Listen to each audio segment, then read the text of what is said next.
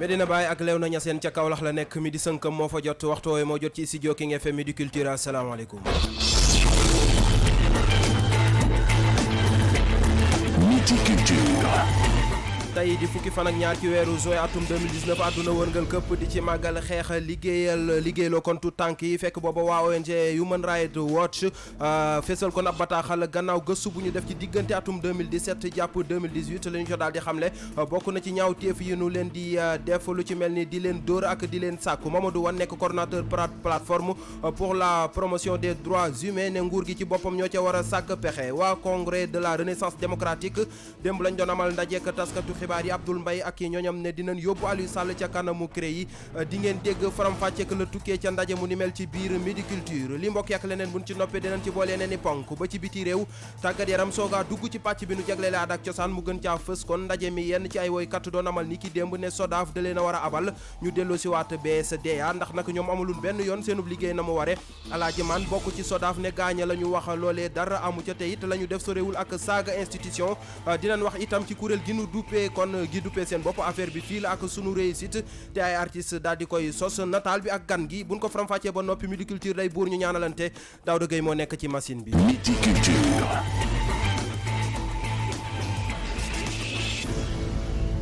Midi Culture Serigne Saliou Seck moo ci feggoo Kati Ndiaye ñu am ci mbégte contentement bu mag di leen ko faram fàcceel Kati Ndiaye maa ngi lay nuyu. maa ngi lay fay Serigne Saliou Seck du nuyu mbokk auditeurs ak internet yu ñu suivre. mi ngi noonu nañ leen ko waxee ca bopp ba rek la ñuy duggee ak yéen ci yaatal gi mu di kon tey fukki fan ak ñaar ci weeru juin atum 2019 àdduna wërngal këpp di ci màggal xeex liggéeyloo tout tànk yi. ñoom nag jàpp nañ ne loolee du yoon ba tax na nag ca tupp 2002 ba léegi rek ñu ngi daal di amal li ni mel at mu jot rek dañuy daal di tekk benn thème goo xamante ne rek dañu koy wan àdduna wërngal képp ngir rek ñu daal di jóg rek xeex li nga xamante ne rek moom moo di xale yi ñuy liggéeyloo ba tax na rek ca tupp 2019 bi lee li ñuy màggal nag moom moo di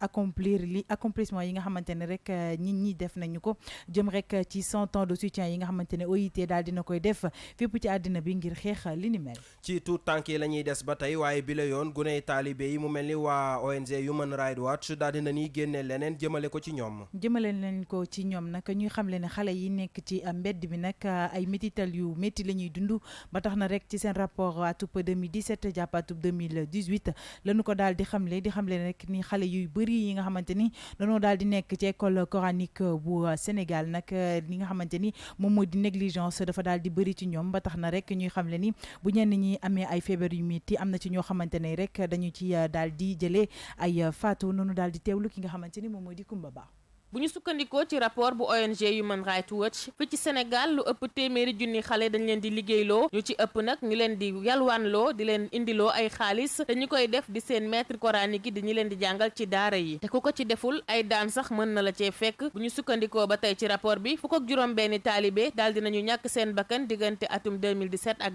2018 gannaaw bañ leen métitalee dóor leen wala yu ni mel wala sax ñu sàggane leen ci biir daara yi te ñi ko def du ñenn ñu dul ñi leen di jàngal ci biir daara yi rapport bi mu ngi toll ci juróom-ñett fukk ak benn ci ay page ñu def ci téeméer ak juróom fukki interview ak ay taalibe am na it ñaar fukk ak ñetti maître coranique di ay sëriñu daara ak it ay liggéeykat yuñ dippee ay travailleurs sociaux ay experts ak it responsable yuy liggéey ci gouvernement bi rapport bi dikkaat na it ci anam bi nga xam ne moom la ñuy méttitalee gone yi di leen dóor ñu nemmeeku ko ci juróom-ñetti région fii ci réewu Sénégal ci lim nag nee nañu jot nañu fukk ak juróomi cas de viol wala tentative de viol rapport bi dikkaat na ci ab waxtaan bu mu sekk ak ay gone yoo xam ne ay ndongo daara lañ ñu di leen xamal ni dañ leen doon yeew bu fekkente ni defuñu liñ leen sant yenn saay ñu séquestré leen ci biir daara ja lay xewee dugal leen ci ay salle yoo xam ni dañ koo defar ba mu méngoo ak cellule prison yi yenn saay sax daan nañ fa def ay ayubés yu bari.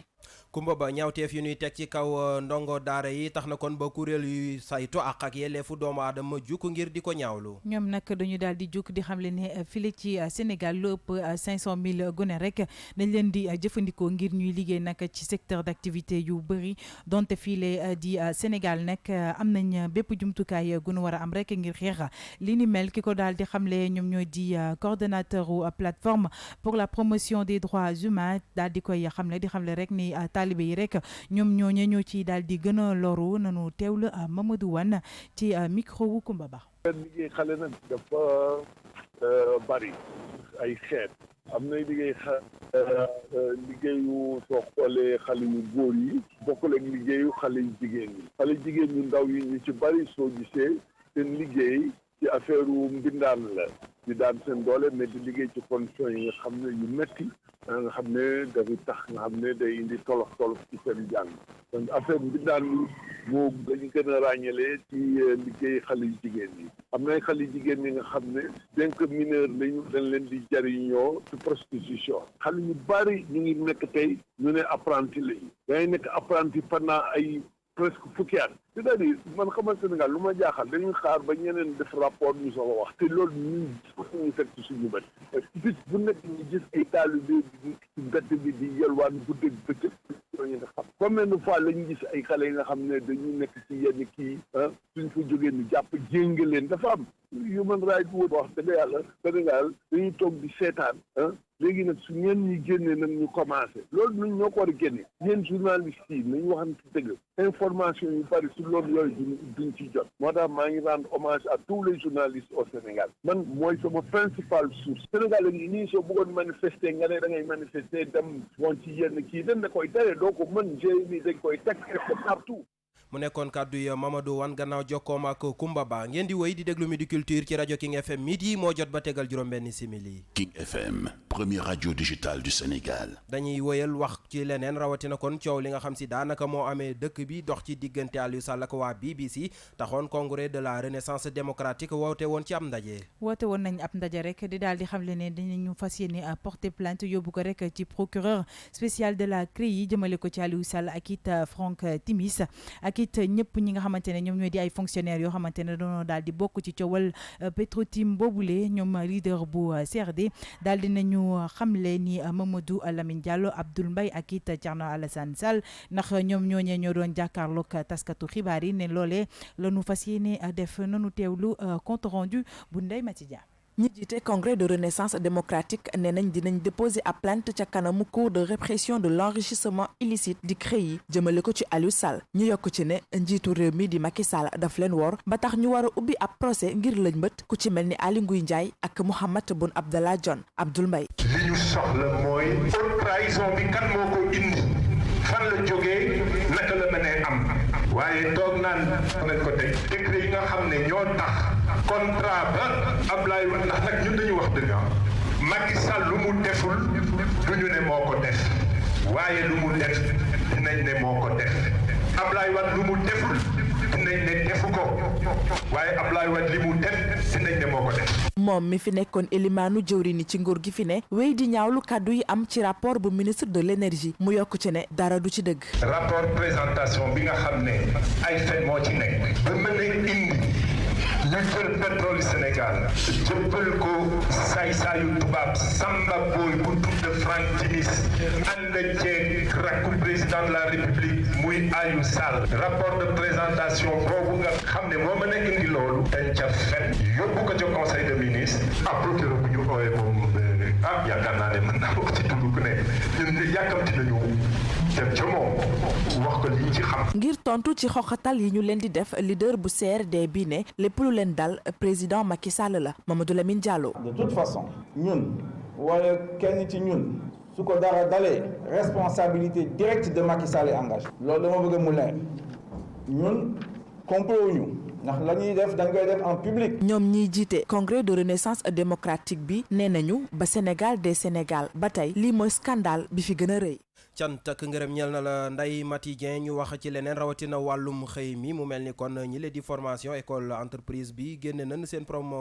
promotion bu njëkk. seen promotion bu njëkk daal di ne génne ñu ci ëpp ci ñoom it entreprise bi la di teeru bi daal nañ leen jël ngir ñu liggéey ak ñoom li ko waral rek moom moo di dañ doon liggéey ak nguuru Sénégal ba tax na kii di ministre Dame Diop mi ngi daal di rafetlu li nga xamante ne président Macky Sall daal di nañu koy def ñu teewlu ministre de l'emploi et de la formation professionnelle Dame Diop. Sall moo décidé woon suite bu mu demee Genève Suisse ne Sénégal dafay dugg ci modèle de formation bu bees ñu tuddee ko formation duale mais ñun ci Sénégal ñu contextualiser ko tuddee ko formation école entreprise. Président de la République taxawal programme bu mag Michel Faye ici présent nekk coordonnateur bi ñu koy tëgg ñu jàppoon ne fukki junni ndaw la ñuy jël former leen pour ñu mën a am métier pour mën dem liggéey. Président de la République décidé nañ ko yóbbu ci ñaar fukki junni ak juróomi junni xale te teeru bi nekkoon ci une expérience pilote lan mooy formation école entreprise mooy ndaw bi dañ koy tàggat ñeenti fan ci entreprise bi benn fan ñu yóbbu ko ci école bi jàngal ko les rudiments théoriques de son métier ñu amoon expérience pilote fii ak teeru bi mu am ci ay cuisinier ak ay serveur ñooñu tey la ñuy jox seen lijaase parce que ñaari at yi jeex na ñu mokkal seen métier muy ñaar fukki ndaw ak ñeent yoo xam ne nii bi ñu leen formé ci modèle boobu ci teeru bi ak ci centre de formation yi mooy NFEFS ak IMH tey mën nañ seen métier te genn wàll gi tey am nañ seen contrat de travail ñii à durée indéterminée ñii à durée déterminée avec le teeru donc ma bëggoon féliciter remercier teeru bi ci loolu nga xam ne def na ko di lancer appel que toutes les entreprises de la place mën a suivre exemple yooyu pour que ndaw ñi tey ñu génn ci formation classique pour que ñu mën a def formation en alternance bi nga xam ni moo leen di jox ay compétences yu réelles jox leen aussi expérience ci xam lan mooy entreprise pour que suñu paree mën a am liggéey donc tey loolu moo tax ñu daje fii pour jox leen seen lijaasa. mu nekkoon kàddu yi ministre Dame Diop ngeen di woy di déglu xibaar yi ci rajo King FM Midi Culture midi moo jot ba tegal fukki simili.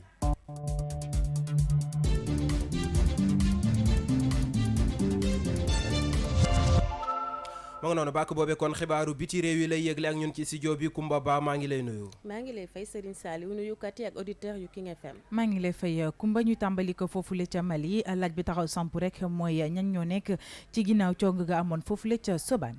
premier ministre bu réewu Mali di Boubou Cissé moom dafa demoon démb ci talaata gi ca village bi nga xam ne moom mooy Sobane nga xam ne fa la cong yu métti ya amoon ba fanweer ak juróom ci doomu aadama ñàkk ci seeni bakkan buñ sukkandikoo ci bilan officiel bi. moo massacre boobu nag jamono ji kenn xamul ku ko def ndax kenn revendiqué wu ko waaye nag benn piste dàquñu ko ngir xam ñan ñoo def ji la ñaawteef ñi nga xam ne ñoom ñooy kilifa yu réewu Mali nag jamono ji prudence la ñu wane di moytandiku bu baax ndax nee nañ comme kenn revendiqué wu ko ñoom jamono ji bëgguñu ko jiiñ kenn donte ni sax xel yu bëri dañu jàpp ni ay attaque terroriste la. ñu dem ca RDC ñaar fukk ak ñetti député bu kujje gi fas yéene wu ñëw toog nag ca siège yi nga xamante ne moom la ñu jagleel Front commun pour le Congo. ni nga ko waxee ñaar fukk ak ñetti doomu aadama yoo xam ne ci opposition bi la ñu faree ñoom nag jotoon nañ siège ci assemblée nationale kat yi waaye nag dañ leen invalidé wax ni bokkatuñ fa ki ko def nag di cour constitutionnel loole nag ki ciy profité ñu ne moom mooy Front commun pour le Congo nga xam ne ki ko jiite moom mooy Joseph Kabila jamono ji kon mën nañ jàpp ne FCC boobu moom moo am majorité absolue foofee ci assemblée nationale ba loolu nag moo jur maire ci ñi nga xam ne ñoom ñooy opposition bi nee na ñu ngi naqarlu li nga xam ne escroquerie la te ki ko def di FCC kon opposition boobu sax ñu ngi woo askan wa ngir ñu mobiliser wu ànd ak ñoom ñaawlu lii ñu qualifié ne anarchie constitutionnelle la waaye it provocation la ñu ngi xamal ne sax dàquñu benn yoon wàcc ci mbedd mi ci ayu bés bi nga xam ni moom la ñu dëgmal. ñu jeexale ko ak héritage bu Iran kii di Khomeini nga xamante ne fanweeri at a ngi nekk léegi bi nga xamante ni génn na àddina. iranien yi nag ci ayu bés bi dañoo fësal bu baax ki nga xamante ni moom mooy Saïd Rouhollah Mousavi Khomeini ñu gën ko xam ci turu Ayatollah Khomeini kat yi nga xam ne kenn dootu ko présenté ci histoire fanweeri at nag gannaaw bi nga xamante ni génn na àdduna laaj bi tey moom mooy ban héritage la bàyyil ñi nga xam ne ñoom ñooy iranien yi moom nga xam ne moom moo njëkk a nekk chef suprême foofu ca réew bi Iran moom nag jàmbaar lañ ko def ko ay nataal yu bëri di ko wane ci dëkk ba di wax ni moom sax moom moo fa njëkk a provoqué li nga xam ne moom mooy révolution iranienne waaye nag moo fa samp it lii di république islamique bu Iran mu ngi faatu woon nag ci fàttali ci 3 juin ñetti fan ci weeru juin kon ci atum 1989 waaye nag fukki at laata muy faatu moom ni jàmbaar jooju moo daaneloon li nga xam ne moom mooy reñ bu Shah Mohammad Reza loolu tax nag ba askan wa génn mandargaal bu baax li nga xam ne moom mooy ay jëfam yu rafet kon kat yi roppalaan ngi tey Iran lay escale fa la ñuy yemale xibaaru biti réew yi. gërëm ñeel na la bu baax a baax Kumba Ba doon faram fàcceel kon xibaaru biti réew yi tàggat yaram gannaaw bàkk bi lay doon.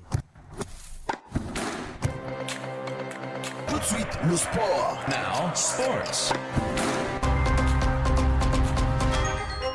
xibaaru tàggat yaram yi dañ koy tàmbalee wax ci Coupe d'Afrique des Nations atum 2019 war a amee ca Égypte boo moytuwul nag Sadio Mané jongante bu njëkk bu équipe nationale bu Sénégal du ko fekkee. loolee rek la ñu daal di xamle bu nu sukkandikoo rek ci le quotidien sportif record ñoom ñoo daal di joxe information bi di xamle itamit ne joueur bi dafa daal di am nag benn carton jaune bi nga xamante ne ñu ngi doon waajal éliminatoire boobule carton boobu tax na rek du daal di bokk ci match Madagascar ak it Guinée équatoriale. moom Sadio Mané tamit di wéy di wane boppam bu baax a baax ci club ba ak équipe nationale bi mu nekk. loolee rek la Habib Beye daal di xamle moom it nga xamante ne chroniqueur sportif la waaye tamit nekk ancien footballeur jàpp na ne Sadio Mané nag fi mu nekk nii tàmbali naa wane boppam foofule ca clubam waaye itamit ca équipe nationale te it bu ko ñi nga xamante ne rek ñoom ñoo di ñoñam yi nekk ci équipe nationale bi jàppale rek dina gën a mën a wane boppam ci CAN bi ñu jëm. Tanzanie bokk na ci équipe yi Sénégal war a laaleel ca Coupe d'Afrique boobee ñoom nag fësal nañ seen liste ñaar fukk ak ñetti joueurs. ñoom nag daal dinañu ko fësal ci di Emmanuel nag daal dina xamle ni sélectionné na fukk ak ñeenti joueurs yoo xamante ne ci championnat local bi la ñu bokk juróom-benn ñoo xamante ni itamit nag ci club africain yi la leen jëlee ak it ñetti footballeurs yoo xamante ni ñu ngay évoluer foofu la ci Europe. mi ngi noonu kon li mbokk yi tënk la woon ci xibaaru tàggat yaram yi pàcc bi nu jagleele aada ak cosaan la ni ubbi bu bàkk bi daanoo tàbbal nu ci faram-fàcce gi. xibaaru caada yu wér te wóor. dañ koy tàmbalee kon ak yenn ci ay woykat yoo xam si la leen naqari moo di waa SODAV. niki démb nag lañ doon dajeek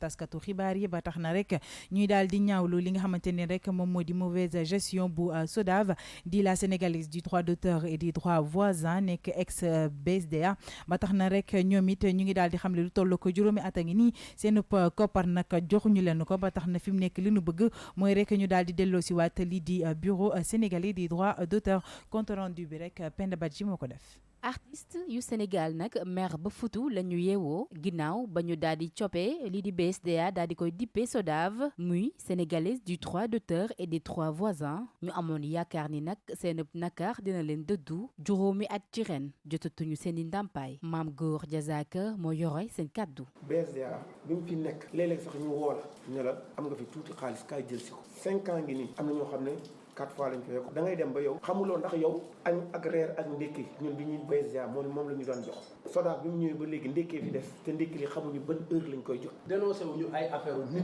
système bi na mu fay doxee la ñu àndul président dafa yëkkati 1 milliard de francs may ñu ko mais 1 milliard de francs bi même su fekkee ni jotaguñ ci président dig nañu ko am na ci 50 millions boo xam ne dugg na nañu wax 50 millions bi fan la nekk mais dañu ko nëbb waxuñu ñu ko. nañu yore SODAV nag neexul benn yoon yi lépp artiste donte ni sax ñoom ñooñee lañ fi nekkal waykat bile di dellu si ci xaar yi ñu amoon ci SODAV rawatina moom mile ginnaaw bu mu amee loon ab coow digganteem ak Sonatel. kër gi bu mu tuddee BSDA dama toog Sonatel jël sama musique di ko utiliser comme dalal ton pendant presque 10 ans bi ma ko yëgee ma porté plainte waa Sonatel jaare ko ci BSDA boobu Mounirou Sy mooy directeur bi période boobu ci lañ commencé waxu SODAV. SODAV loolu gën a dee BSDA SODAV du fay artistes yi yow artistes yaa ngi waaj a dee crédit téléphone sax am na artistes yoo xam ne mënuñu ko am ñuy dem di louer ay kër. ginnaaw loolee nag ñoom ñi leen ñu ngi sàkk ci kii di njiiti réew mi di président Macky Sall ñu daal di leen dékalatal lii di BSDA. ñu dindi fii la SODAV ñu interpellé président de la république ñu dugal benn loi assemblée ñu tas ko indiwaatal ñu li fi nekkoon. Côte d'Ivoire ba mu ko defee dafa échec dafa dellu si waat fa mu jóge foo xamatul fi ngay jëm da ngay dellu fa nga jóge woon. nekkinu artistes yi mu gën loolee moo soxal yi lépp waykat tax ba ñuy xaar SODAV mu coppi doxalinam ngir ñu mun a am ëllëg bu gën. Penda Badji loolee moo tax kon ay nit yu bokk ci kuréel gi la di SODAV jug na ngir weddi tuuma yu ni mel. Alaaji Man la nekk membre fondateur bu groupe Daara J waaye itamit nekk membre du conseil d'administration bu SODAV mu ngi xamle rek ni tuuma yi ñuy teg seen kaw nag doonut lu am waaye rek dem na ba daal di xamle ne seen kàddu yi nga xamante ne yëkkati nañu ko jëmale ko ci SODAV dafa daal di doon ab saaga jëm rek ci loo xamante ni nguur gi moo ko fi teg nanu daal di teewlu ay kàddu Alaaji Man ci micro King FM. boo nekk ak sa naataangoo mu xool la ne la escroc nga wala da nga bokkaay escroc xam nga kooku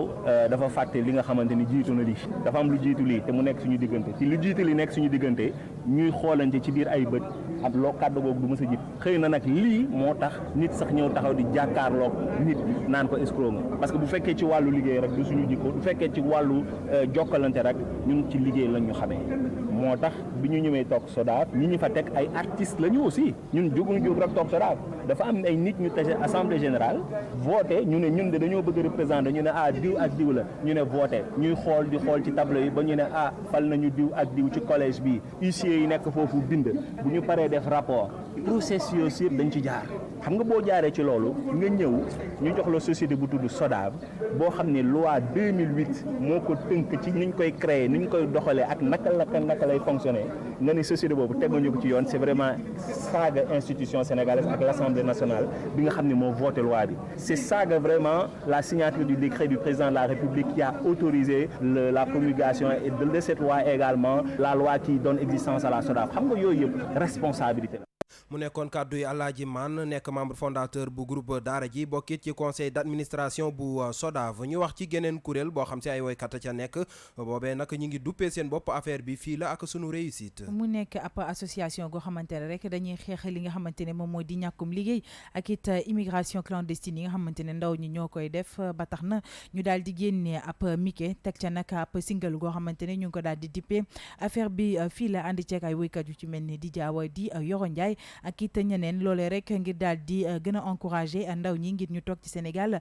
liggéey nanu teewlu seen coordonnateur Pape Maysa Gueye jot na waxtaan ak ki nga xamante ne moom moo di Oumou Hakim Waaj. bëgg a gëmloo ndaw ñi jeunes yi à ce que ñu xam ne Sénégal bi mën nga fee toog nga liggéey fii nga tekki fi bëgg ñu xam ne nekkul ni pour nga tekki il faut nga tukki dañoo bëgg ñu xam ne Sénégal am na ay potentialité yu fi nekk yoo xamante ne bu dee gëm nga ko rek nga nekk ndaw boo liggéeyee yàlla mën na la jàppale nga tekki fii ci loolu la ñu créé benn son musical bu ñu tuddee affaire bi fii la def ci benn clip son bi ñu ngi ko def ak ay artistes yu mel ni ay DJ Awad yi ay Yoro Ndiaye ay jeunes talent yu nekk ay Pikine Kaolack Tambacounda génne nañ son bi ak clip bi léegi tam daal di def benn bande dessinée bi tam dañ ko bind jagleel ko tamit ndaw ñi toujours di ci nettali ay li ñu tuddee ay success stories maanaam ay jaar-jaaru yenn nit ñoo xamante ni ñii nekkoon nañu ay Europe ñibbi ci Sénégal tekki seen entreprise liggéey réussir ñii Sénégal la ñu toog gëm ko ubbi fi seen entreprise seen business bopp tam di liggéey vraiment di ci tedd daal loolu mooy activités yi nga xamante ni instant bi projet yi nga xamante ni ci la ñu nekk nii quoi resté affaire bi fii la ak suñu réussite. am nañu suuf am ndox am jant pétrole gaz am or nañu sant affaire bi fii la nañu toog na fekkoo affaire bi fii la tukki moom du solution. mu nekkoon kon kàddu yi Papa Maysa Gueye nekk kon coordonnateur affaire bi fii la ak sunu réussite dañuy woyal ba tey xibaar yi nu jagleel aada ak cosaan ci King FM Midi Culture daal di jàll ci nataalu bés bi. ci nataalu bés bi rek la ñuy jàll ba tax na rek tey jii ki ñu nar a waxtaanee moom moo di artiste chanteur sénégalo-mauritanien bi la di Samba Diop Léné moom nag dañu ko gën a ràññee ci wàllum culture alpulaar Mamadou Sow.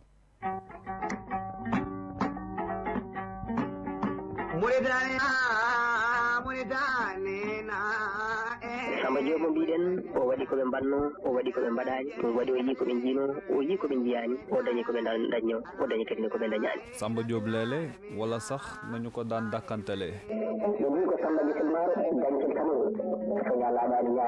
nekkoon daanaan bu mag ràññeeku woon lool si li ñuy wax ngawlaagu wala sax nga ne askanu ngéwél askan pulaar bi mu bàyyeekoo amoon si moom cofeel bu rëy Samba Diop Léné jege woon na it nitu diine yu bari si Sénégal Mauritanie ba sax sa réewu Maroc.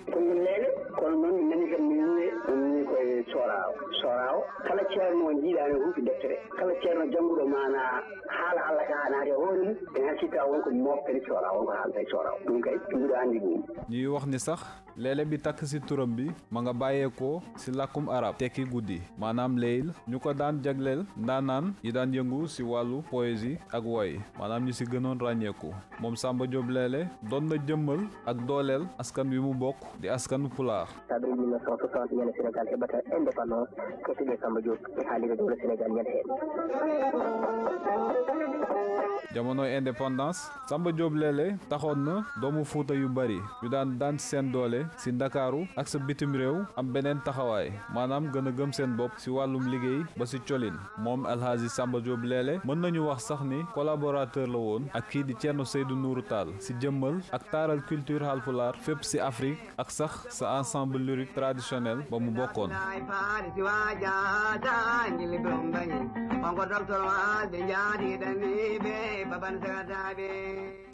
cant ak ngërëm ñeel na la bu baax a baax Mamadou Sow doon nu defal kon nataalub Samba Diop Léné di ab woykat Haalpulaar ñu jàll ci gan gi. Midi Culture ganu xibaar yi. tey Midi Culture ki ñuy dalal moo di Moumini Ba. ñu gën koo xam rek ci turu B-Boy moom nag ab animateur la waaye tamit directeur artistique bu festival international de hip hop bu Rosso événement bi la rek mi ngi ci fukk ak juróom-ñaareelu édition wam ba tax na rek bi la yoon dina am ci diggante ñaar fukki fan jàpp ñaar fukki fan ak juróom-ñeent ci weeru juin 2019 waxtaan bi nag mu ngi ko sekk ak Dissa Préra. Moumini Ba yow yaay directeur artistique bu festival international hip hop bu Rosso yéen a ngi préparé manifestation bi est-ce que mu nga ñëwaat ci festival boobu nan la juddoo ak lan mooy ay objectif am généralement nga décrire ñu festival boobu. festival bi nag comme ni ñu ko waxee rek chaque année dañuy indi ay innovation donc du coup ren tamit dañu am comme ni ñu doon yàgg amee ay gan yu doon jóge depuis Toulouse ak Paris donc dinañ ñëw assister ci festival bi avec un thème boo xamante ne nii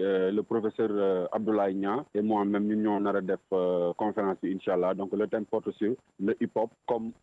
moyen d'éducation et de communication quoi xam nga donc ñu fas yéene tamit inauguré waale maison des cultures urbaines bi nga xamante ne nii dañoo bénéficier woon ci FDCI moom fonds de développement des cultures urbaines depuis 3 ans ci ginnaaw ñu tabax édifice bi donc depuis lors on n'a pas eu l'occasion d'inaugurer le bâtiment mais quand même ren dinañ am occasion pour defaale ko en même temps aussi dina am une série de 3 concerts yoo xamante ne nii 2 concerts yu njëkk yi ci place publique bu Rosso Sénégal lañ koy defee dernier concert bi ñu ngi koy defee ci MCU bi. gis naa ne da ngeen jëlee fii hip hop yóbbu ko ba Rosso c'est-à-dire la frontière entre Sénégal ak Mauritanie généralement ku bu ñuy wax hip hop dañuy xalaat que hip hop yi dafa rek nekk ci milieu urbain yi tey est-ce que jàpp nga ne que le fait que festival bi nekk foofu dem ba foofu est-ce que am artistiquement ou musicalement de façon ou culturellement de façon générale est-ce que am na un plus bu mu koy indi bu mu tàmbalee dem foofu ba léegi et bu fekkee am na lan ak lan nga ma ko ci mën citer comme exemple. mun naa la delloo en 2011 pour ne pas citer année yu récent yi nii 2011 dañu def thème bi tuddee ko Salam mais confrères yu nekkee côté Mauritanie ils ont traversé la frontière ñëw xool festival bi ils ont copié ça dem Rosso Mauritanie defaat la même chose et que année bi si topp ñun ñëpp ñu ñëwee ci festival bi dañu dem delluwaat foofu loolu benn ci aspect yi la deuxième aspect bi mooy tey bëri na ay artistes yoo xamante ne nii à leur début fii la ñu commencé mais première fois bi mu leen yóbbee Rosso sooy xamuñu leen gisuñu leen donc am na lu bëri loo xamante ne nii festival bi créé na ko sans parler peut-être aspect économique bi quoi parce que gars yi bu ñu demee foofu noonu ku nekk di nga jënd dara ku nekk di nga dundee dara ku nekk dinañ fa dépenser tuuti ci xaalis quoi xam nga donc yooyu noonu yëpp ay affaire la et puis artistes yi nekk fii à Dakar di si def le bruit dinañ am occasion tamit saafonte ak seen i fan yi nga xamante ni ñi ngi nekk ci zone boobu noonu donc festival bi li muy indi ci Given Bet bëri na quoi macha allah. xam nga festival nekkul lu yomb organiser festival laaj na financement bu bëri laaj na xaalis bu bëri généralement nga jël fii ay artistes yóbbu leen plus de 400 à 500 kilomètres loger leen nourrir leen dafa laaj budget fu mu toll seen budget boobu ak nan la demee est-ce que état bi jàpp na si est-ce que ay partenaires ngeen am est-ce que boucler na d'abord budget bi. yàlla def na musuñu mottali budget bu complet parce que après chaque festival dinañ am ay bor yu ñu topp yoo xam dinañ ko fay mais quand même pour dire vrai ministère de la culture mi ngi siy jàpp ci ni mu mënee FDCU mi ngi siy jàpp ci ni mu mënee ak yenn entreprise yoo xamante ne ni ak institut français bu nekk Saint-Louis du Sénégal aussi moom mi ngi ciy jàpp mooy centre culturel français bi nekk Saint-Louis moom it mi ngi ciy jàpp ci ni mu mënee ak suñu quelques partenaires yoo xamante ne ni ñi ngi foofu ñoom it ku ci nekk yaa ngi ci jàpp ci ni mu mënee mais tamit membre yi nga xamante ni ñoom ñoo sef association bi ku ci nekk di nga jël sa dërëm ak sa ñaar dërëm ak sa fukki dërëm ñu dajale rien que pour dundaloo aar boobu noonu ñuy def chaque année parce que yamul ci kii bi c'est-à-dire gis nga artistes yi ngay gis nii bëri na fi ay festival macha allah mais comme deux ci Rosso bokk na ci rare festival yoo xamante ne ni artiste bu fa joué lu mu néew dina njëkkati même mu nekk benn ñaari junni wala benn ñeenti junni dinañ ko teg ci sa loxo. B-Boy ci fàttali yow yaa nekkoon invité Midi Culture bu King FM mu ngi lay remercier. ñu lay gërëm bu baax a baax yow tamit Dissa Préra doon dalal kon ganu Midi Culture ñu jeexale xibaar yi ak wàllu musique. wàllub musique lañu koy jeexale ak single bu bees bu Zalbas nekk rek jarbaat ci kii di Habib Faye mu daal di ci ànd ak Vieux Mag Faye Yoro Ndiaye mu nekk rek benn wéy boo xamante ne ñu ngi ci delloo njukkal ki nga xamante ni moom moo di Habib Faye.